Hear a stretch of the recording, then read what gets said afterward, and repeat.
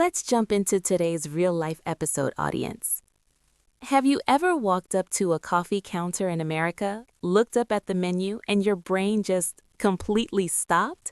Like, you practiced your English, you knew the words, you were ready, and then the barista looks at you and says, "What size? What milk? Hot or iced?" One question right after another. And suddenly, you're just standing there nodding at everything going, "Yeah, sure, whatever, I'll take it." Oh, that moment is so real. I've literally watched that happen to people. And honestly, even people who speak English every single day have had at least one weird frozen moment at a Starbucks counter. It happens. It really does. And here's the thing. It's not because your English is bad.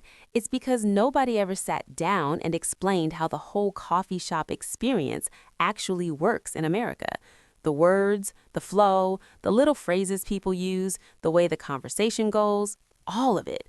Nobody teaches you that. Which is kind of wild when you think about it, because coffee shops are everywhere in America. Like, you can't avoid them. You really cannot. Okay, so that is exactly why we made this episode today. Welcome to the show, everyone. I'm Mary. And I'm Alex. And if you've been listening to us for a while, hey, welcome back. We're so glad you're here. And if this is your first time, perfect. We are talking today about how to speak naturally at a coffee shop in America. And not just any coffee shop. We're using Starbucks as our home base for this episode because Starbucks is everywhere in the U.S. It has its own vocabulary, its own ordering rhythm, and honestly, its own little culture. It really does have its own culture. Like, it's almost a language inside a language. Exactly. So by the end of this episode, you're going to know the real phrases Americans use to order. You're going to know how to handle the barista's questions without freezing. You'll know how to customize your drink, handle a small mix-up, and even make a little small talk in line.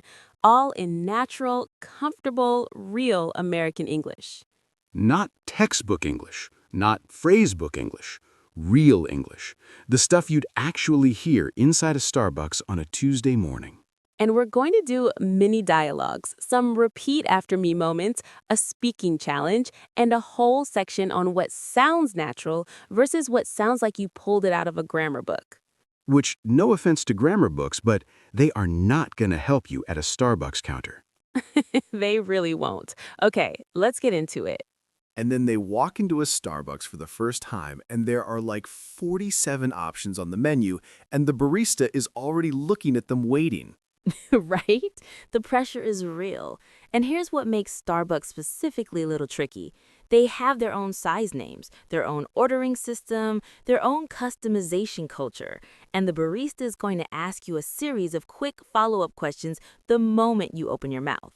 And those questions come fast, like boom, boom, boom. What size, what milk, hot or iced, name. So what we want to do in this episode is make all of that feel familiar before you ever walk through the door. Think of it like a mental rehearsal. By the time you actually get to that counter, you've already been there, in your head, in your English, in your confidence. I love that. Okay, let's start with the sizes, because this is genuinely the first thing that confuses people. Okay, so you think it's simple, right? Small, medium, large. Done. You would think. But at Starbucks, the sizes are called tall, grande, and venti. And here's the part that always gets people. Tall is actually the small size. Grande is medium. Venti is large. So the tall one is the smallest. That makes zero logical sense. Zero. But here's the good news, and this is something a lot of English learners don't realize. You can absolutely just say small, medium. That's actually really reassuring. Like, you don't have to stress about the Italian words. Not at all. And that brings us to our first natural phrase I want everyone to lock in today. It's simple, it's easy, and it works everywhere, not just at Starbucks. The phrase is, "Can I get a medium coffee?" That's it. Can I get a medium coffee? That is the most natural, most relaxed, most American way to start an order. Can I get? I feel like that phrase is doing a lot of work. It really is. And let's talk about it for a second, because this is one of the biggest differences between textbook English and real American English. A lot of learners, especially at B1 level, are taught to say things like, I would like to have one coffee, please, or please give me a coffee. Which sounds like you're writing an email to someone very important. Exactly. It's not wrong, but it sounds stiff. It sounds formal. And in a casual American coffee shop, that kind of phrasing can actually feel a little out of place, even if your vocabulary is perfect. So what's the natural version? 2 phrases. That's all you need. Can I get or I'll have. Those 2 are the most natural, most common ways Americans order. Can I get a large iced latte, or I'll have the caramel one? Just like that. Just like that. Okay, let's do our first repeat after me moment right now. Say this one out loud with me. Pause. Can I get a medium iced coffee, please? Pause. One more time. Really feel the rhythm of it. Can I get a medium iced coffee, please? That really does roll off the tongue nicely. Like it just sounds right. Right? And notice the please at the end. Keep that in there. Americans do use it, and it adds a little warmth without making you sound overly formal. It's the perfect balance. Okay, so we've got the size thing sorted and we've got the opening phrase. What happens next? Because I feel like the ordering process is more than just saying the drink name. It definitely is. So once you place your order, the barista is going to follow up with a few quick questions. And this is the part where a lot of people freeze. Not because the questions are hard, but because they come one after another without much pause in between. Like, what kinds of questions? So the most common ones are about milk, temperature, and whether you want anything extra. They might say what kind of milk, or hot or iced, or any syrups, or what size again? And then at some point, name? Oh, the name thing. That one always catches people off guard. It really does, because it just comes out of nowhere. The barista turns, looks at you, and goes, name? And if you weren't expecting it, you just stand there for a second going, wait, my name? Like my actual name? My name is... Yes, I have one of those. Exactly. But it's super simple. They just want to write your name on the cup so they can call it out when your drink is ready. You literally just say your name. Mary, Alex. Done. Easy. Okay, what about the milk question? Because that's gotten pretty complicated in the last few years. Oh, it really has. So back in the day, it was just whole milk or skim milk. Now you've got oat milk, almond milk, soy milk, coconut milk, and sometimes the barista will just ask, dairy or non-dairy, which means do you want regular cow's milk or a plant-based option? And if someone doesn't have a strong preference, what's the natural thing to say? Just say regular milk is fine, and that means the default, the standard milk they use. Or you can say whatever the default is, and they'll just make it the normal way. The word regular in American English very often just means the standard version, nothing fancy. I love that word. Regular. It does so much work. It really does. And here's another one, the usual. If you're a regular customer somewhere, meaning you go there often, you can walk in and just say, I'll have the usual. And the barista already knows your order and just starts making it. That sounds so cool. Like you're a character in a movie. It does feel a little cinematic, honestly, but it's very real. If you go to the same coffee shop often enough, the staff remembers you and the usual just becomes part of the conversation. Okay, I think we need to do a full ordering dialogue right now. Let's walk through a complete Starbucks order from start to finish. Mary, you be the barista. I'm on it. Hey, what can I get started for you? Can I get a medium iced latte? Sure. What kind of milk? Oat milk, please. Oat milk, got it. Any syrups or extras? Actually, can I get vanilla in there? Of course. 1 pump or 2? 2, I think. Is that too sweet? 2 pumps is pretty standard for a medium. What's the name? Alex. Perfect. That'll be ready in just a few minutes. Pause. Okay, that felt so real, like nothing in that conversation was scary at all. Right? And I want to point out a few things from that dialogue because there's actually a lot of good language in there. First, I said, hey, what can I get started for you? That is the most common greeting you'll hear from a Starbucks barista. Not, may I take your order? That's a more formal restaurant phrase. At a casual coffee shop, it's almost always, what can I get for you? Or what can I get started for you? And get started, that's interesting phrasing. Like they're saying, let's begin making your drink. Exactly. It's warm and action-oriented at the same time. And then Alex used actually. Actually, can I get vanilla in there? Which is a really natural way to add something or change your mind mid-order. Because actually doesn't sound pushy or demanding. It just sounds casual. That's exactly right. And this is a big one for learners.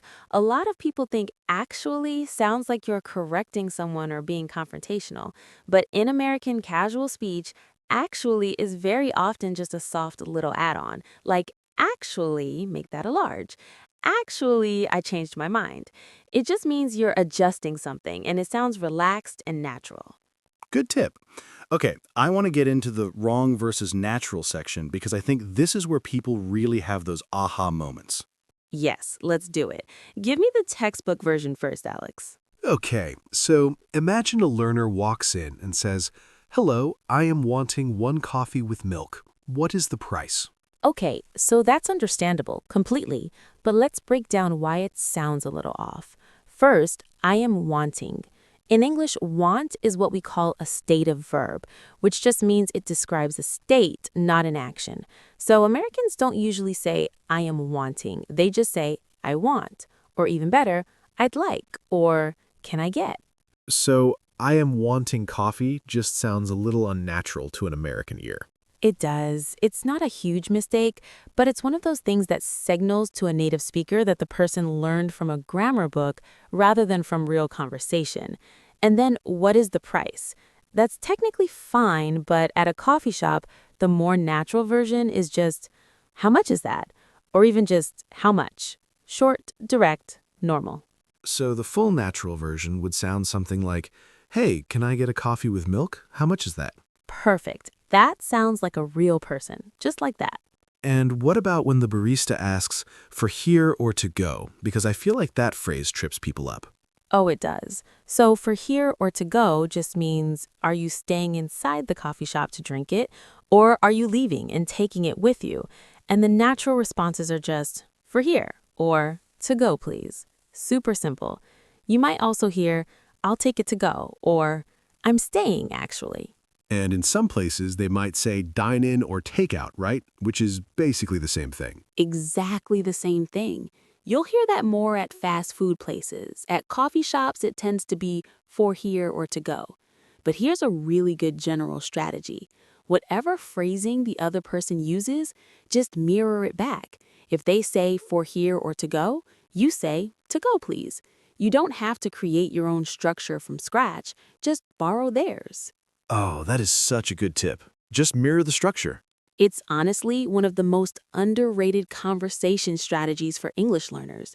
When you mirror someone's phrasing, you sound natural, you avoid awkward pauses, and you take the pressure off yourself to invent perfect sentences on the spot. Okay, let's pause for a second here because I want to ask everyone a real question. Have you ever been standing in a line, coffee shop, restaurant, anywhere, and it was your turn, and even though you knew what you wanted to say, something just kind of locked up inside you? Like your brain just went blank. I think that's one of the most universal experiences there is. And it doesn't only happen to English learners, it happens to everyone. But for someone learning a second language, that pressure feels so much bigger because you're not just thinking about what to say, you're thinking about how to say it, what words to choose, how you sound, whether the person will understand you. And the more you practice, the more you hear real conversations, the more you rehearse mentally, the more that frozen feeling just starts to fade. Because it becomes familiar, and familiar things don't scare us. That's exactly it. Okay, let's keep going. Let's talk about some specific Starbucks drinks because even if you know English words, some of the menu terms have their own meanings inside the Starbucks world. Okay, let's hear it. So, the latte. A latte is espresso, which is strong, concentrated coffee with steamed milk. It's creamy, mellow, pretty smooth. It comes hot or iced, and it's probably one of the most popular drinks at any American coffee shop. And what about a macchiato? Because the Starbucks version of that is kind of different from what I've seen in other places. Great point. So, traditionally, like in Italian coffee culture, a macchiato is a small, strong espresso with just a tiny bit of milk foam on top. Very simple. But at Starbucks, when most people say macchiato, they mean the caramel macchiato, which is a much bigger, layered drink with vanilla syrup, milk, espresso, and caramel drizzle on top. It's sweet, it's popular, and it tastes nothing like a traditional macchiato. So if someone from Italy walks into a Starbucks and orders a macchiato expecting the classic version, They're going to be very surprised. Yes, it's kind of a whole thing in the coffee world. But for English learners, what matters is knowing that at Starbucks, macchiato usually means the sweet, layered version. okay. And the frappuccino, that's the blended one, right? Yes, a frappuccino is blended, cold, thick. It's kind of like a coffee milkshake more than a traditional coffee. Very sweet, usually. Great on a hot day. And you can actually get frappuccinos that have no coffee in them at all. They're called cream-based frappuccinos. So, if someone doesn't like coffee but wants something from Starbucks, a cream frappuccino is an option? Totally. Or they could get a hot chocolate. Can I get a hot chocolate? Which is totally normal to order at Starbucks. Not everyone wants coffee. Okay. And if someone wants something strong, like they need the caffeine, what's the natural way to say that? Just say it. I need something with a lot of caffeine. Totally fine. Or can I get an extra shot, which means an extra shot of espresso added to your drink. The word shot is used a lot in coffee shop language. One shot, double shot, extra shot. And extra shot is the phrase, not more espresso quantity or anything weird like that.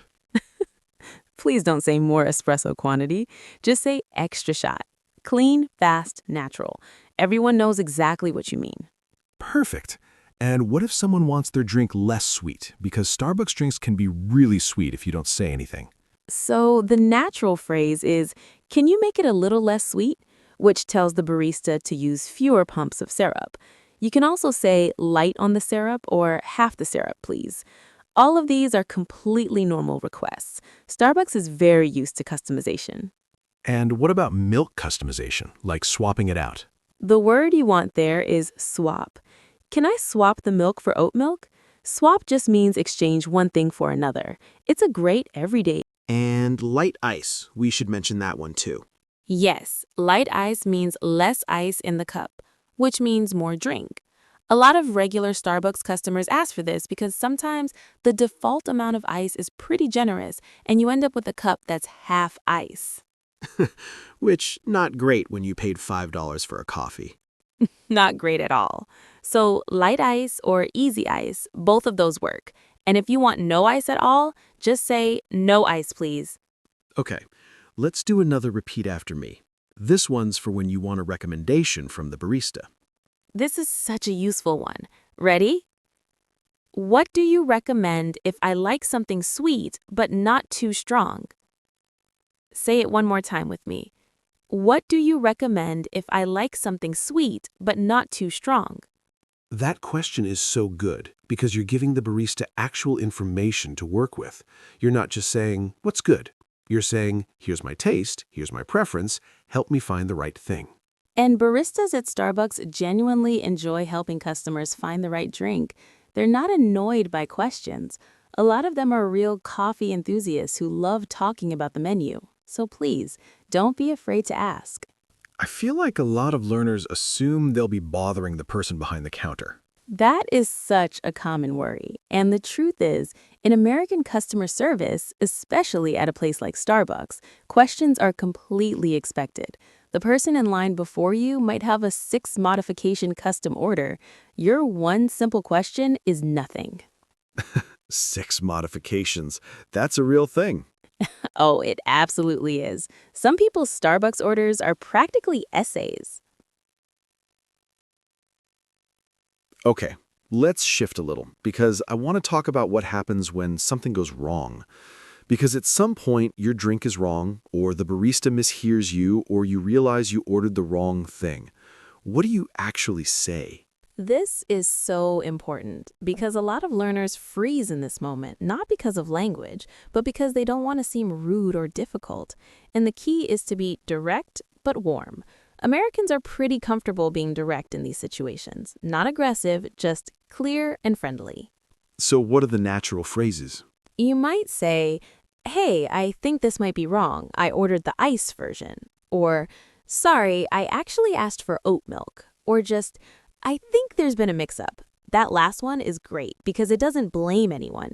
You're not I think there's been a mix-up. I love that phrase. It's confident without being confrontational. And Starbucks employees are trained to fix things quickly, no questions asked. So you don't need to over-explain or apologize a lot. Just be clear and friendly and it'll get sorted. And what about the classic moment where you fumble something, like you say the wrong word or you blank on a word? That's where "my bad" comes in. My bad. 2 words. Means my mistake, my fault. It's super casual, super American, and it immediately makes the interaction light and easy. "Oh, my bad. I meant the large." Done. Nobody thinks twice about it. And can my bad be used outside of coffee shops too? Everywhere. "My bad. I forgot to text you back." "Oh, my bad. I thought the meeting was at 3." It's one of those phrases that just makes you sound natural and relaxed in any casual American situation. Okay, I have a question for everyone listening right now. Which of these two sounds more natural to you as an American response when something goes slightly wrong? Option 1, I sincerely apologize for the confusion. Option 2, oh, my bad, I meant the large. I think we all know the answer. Option 2, right? Option 1 sounds like a formal written apology. Option 2 sounds like a real human being having a real moment. And that gap between the formal version and the natural version, that's exactly what this show is about, closing that gap, so your English sounds like you, not like a textbook. Beautifully said. Okay, let's talk about small talk. Because ordering is one thing, but coffee shops in America are also a really common place for casual conversation. With the barista, with someone in line, with a coworker you ran into. And small talk in English is its own skill, honestly. It really is. So with the barista, it's usually very brief and light. Things like, "How's your morning going?" Or, "Man, it's busy in here today, huh?" Or, "Is it still raining outside?" Just small, friendly, easy things. And the barista will often start it too. They might say, "How are you doing today?" Or, "Staying dry out there?" And that question, how are you doing today? I want to make sure everyone knows what the natural response is, because some learners really overthink this one. They do. The answer to "How are you doing?" from a barista is not a detailed life update. It is just, "Good, thanks. How about you?" That's the whole exchange. Warm, quick, done. How about you? That's the phrase that reflects the question back. And it's so important in American conversation. You don't just receive the question and answer it, you bounce it back. It shows you're engaged and friendly. And if you're actually having a good day, you can add a tiny bit of personality, like, "Pretty good, actually. First coffee of the morning, so I'm still waking up." Just a little human touch. The barista might smile or laugh, and suddenly it's a real little moment of connection. And pretty good. Let's flag that phrase too, because learners sometimes say, I am very well, or quite good, which is more British English and sounds a little formal in an American setting. Right. The most natural American responses when someone asks how you're doing are "pretty good," "not bad," or "doing all right." Those 3 are everywhere. Casual, warm, real. Okay, can we do the inline small talk dialogue? The one where two strangers end up chatting in a long line? Yes, let's do it. I'll be the stranger in line. Ugh, this line is packed today, huh? Right? I've been standing here like 10 minutes already. Same. Is it always this bad on Mondays? No idea. I usually come in the afternoons, but yeah, it's slammed in here today. I should have just made coffee at home. I literally said that to myself this morning. I said the same thing, but then I was like, yeah, no, I need the real stuff. Totally worth it, though, honestly. Always. Okay, let's break that down. A few great phrases in there. packed means very crowded, very full. You can say, this place is packed, or it was so packed at the gym this morning, very common. And slammed, same idea but with more energy, like things are overwhelmingly busy. Work was slammed today. Downtown is slammed on weekends. And I was like, yeah, no, that's such an American thing. I was like is how people introduce what they thought, felt, or said in casual speech. Instead of I thought or I said, you say, I was like. She was like, no way. He was like, are you serious? You hear it constantly. And the real stuff, that's just a casual way of saying the quality version, the real deal, not the cheap or homemade alternative. I need the real stuff. Very natural, very American. Okay, let's talk about paying, because that's the end of the interaction, and it has its own little rhythm. Right. So after you order, the barista will tell you the total. They might say that'll be $6.50 or your total is $5.80, and then they'll usually say cash or card, or they'll just gesture toward the card reader. And the natural response is basically, just tap your card. You don't have to say anything. But if you want to, you can say, I'll do card, thanks. Or, I've got cash.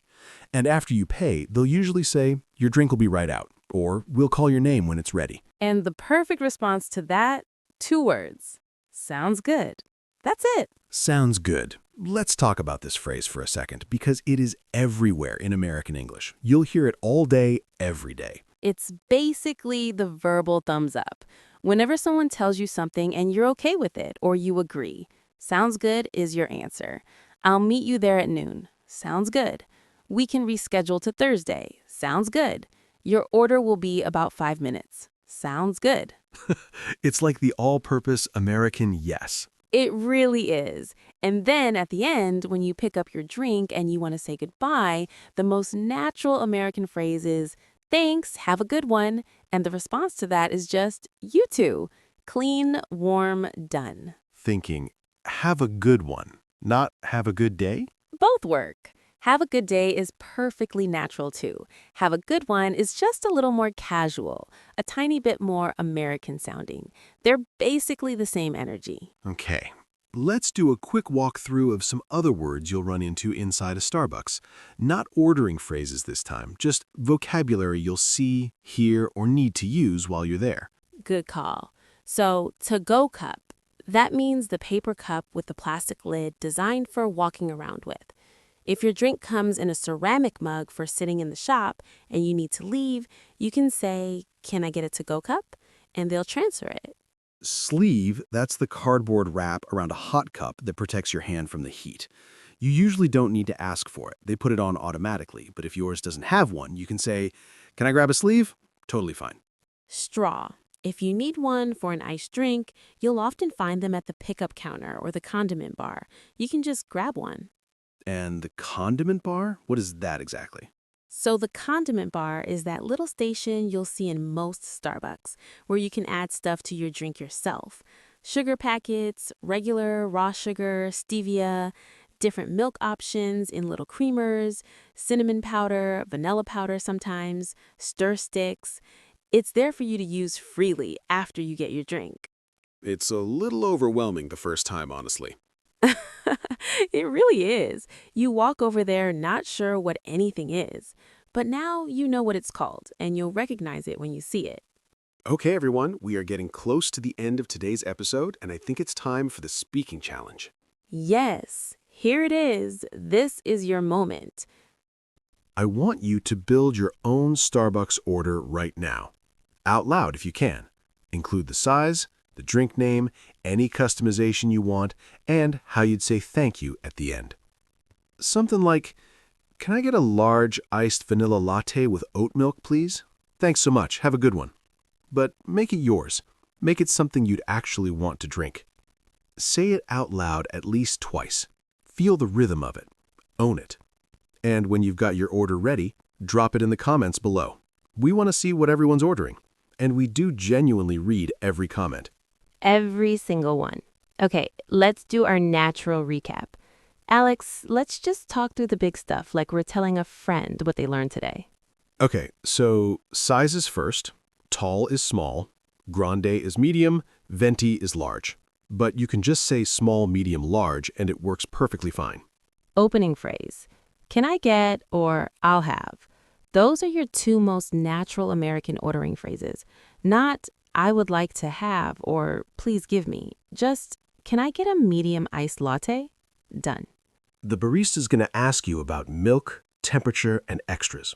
You've got your answers ready now. Oat milk, please. Iced. Can I get an extra shot? Light ice, thanks. When you want to add something or change your mind, use actually. Actually, can I get the large? Soft, casual, natural.